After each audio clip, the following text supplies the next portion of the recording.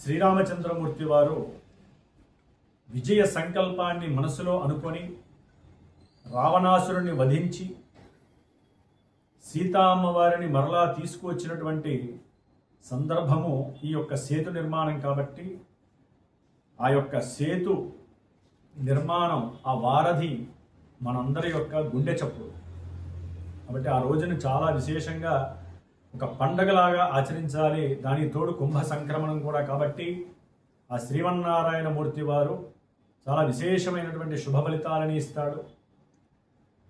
ముఖ్యంగా ఆ రోజున ఏదైనా ఒక మూకుడు తీసుకొని, మట్టి మూకుడు ఒకటి తీసుకొని దాంట్లో కాస్త పుట్టమన్ను వేసి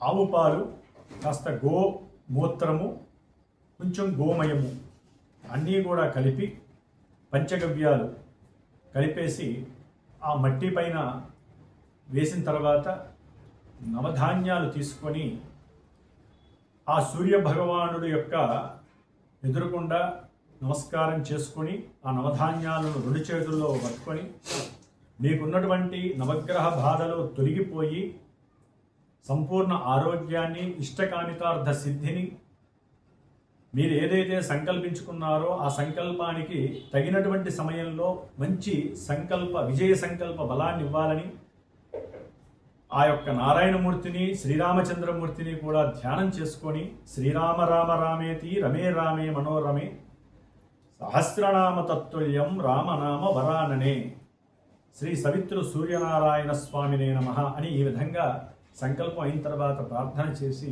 చక్కగా ఆ మట్టి మూకుల్లో నవధాన్యాలు వేసి మీ ఇంట్లో బయటగా ఉంచండి.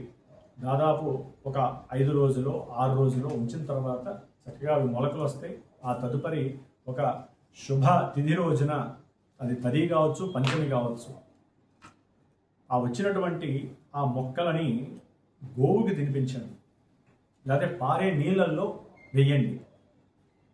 మీరు అనుకున్న విజయ సంకల్పము ఆ యొక్క శ్రీరామచంద్రమూర్తి వారి యొక్క అనుగ్రహం చేత తీరబడుతుంది.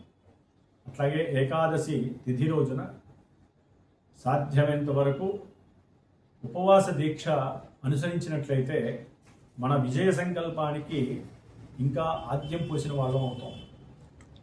మన కార్యక్రమాలు ముందుకు వెళ్ళటానికి మన దేహము, మన మనస్సు, మన బుద్ధి అనుసంధానింపబడి దైవానుగ్రహం పుష్కలంగా మన మీద పడుతుంది. అలాగే ఆ రోజున క్షురకర్మ చేయించటం కానీ, గోళ్ళు తీసేయటం కానీ, మధ్యాహ్నం కూడా పడుకోవటం కానీ, లేకపోతే ఎక్కువగా మాట్లాడటం కానీ, పోట్లాడటం కానీ చేయకుండా మన నిత్యకర్మలు ఆచరిస్తూ మన ప్రశాంతతతో మునిలాగా ఉంటూ, మౌనంగా ఉంటూ మనసులో ప్రతిక్షణము ఓం నమో నారాయణాయ అనేటటువంటి స్వామివారి యొక్క మంత్రాన్ని జపిస్తూ గనక ఆ రోజున గనక మీరు ఈ విధంగా దైవానికి దగ్గరగా గనక ఉండగలిగినట్లయితే మీరు అనుకున్న కార్యక్రమం చాలా తొందరలో, రోజుల్లో సంకల్పం సిద్ధిస్తుంది అని ఈ విజయ ఏకాదశి పర్వదినం యొక్క శుభ సంకేతంగా మీరు భావించాలి. ఓం నమో నారాయణాయ.